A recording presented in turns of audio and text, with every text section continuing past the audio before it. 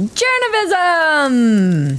The annual White House Correspondents Dinner took place over the weekend, and with no comedian host or president in attendance, a lot of people were asking, did the White House Correspondents Dinner even happen?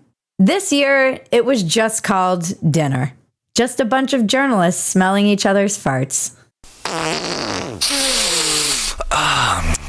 Journalists came out to defend press freedom at the White House Correspondents' Dinner. It was really just an exercise in public masturbation. In his acceptance speech for the Aldo Beckman Award for Overall Excellence, Axios reporter Alex Thompson said, President Biden's decline and its cover-up by the people around him is a reminder that every White House, regardless of party, is capable of deception.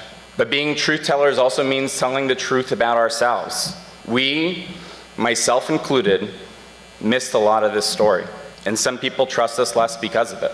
Congratulations, you played yourself. You don't say, Alex. It's pretty funny and enraging that everyone could see the president's decline, literally everyone in the world, except for a large majority of the investigative journalists sitting in that room because they didn't miss it. They covered it up.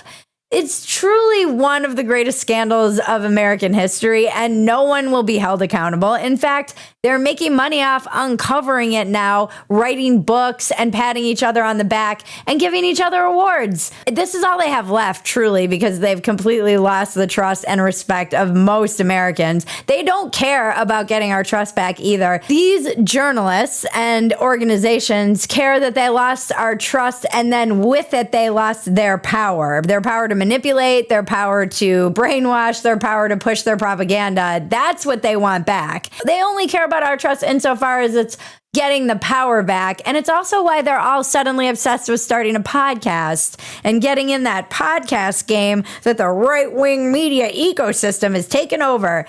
It does make my blood boil that these people are acting like they didn't call anyone talking about Biden's decline a right-wing conspiracy theorist or accuse anyone who pointed out that he was falling, he was tripping. They had to literally mask him when he was walking to the helicopter just so that the press couldn't see how he had a stumbling gait. And if anyone pointed this out, they would say, oh, this is just people falling for those right-wing cheap fakes. Cheap fake was a term we all became very familiar with, and something we also covered on this podcast. How are we, a not news show, a satirical news show, a comedian without anything more than a high school degree, capable of pointing out that this man was in more than just old man territory and in serious cognitive decline all the way back to 2019 and 2020. Joe Biden's eye fills with blood at the climate town hall. The lizard people are showing their true colors. That was creepy. He turned to the side and his eye was just filling with blood. Can we talk about term limits? Geriatrics running this country. I know that this is an unpopular opinion, but I'm sorry.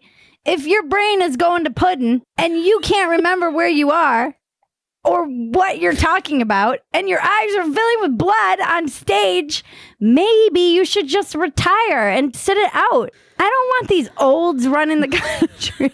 And these investigative journalists were not able to do it. And now they have the audacity to blame the White House and the people around them.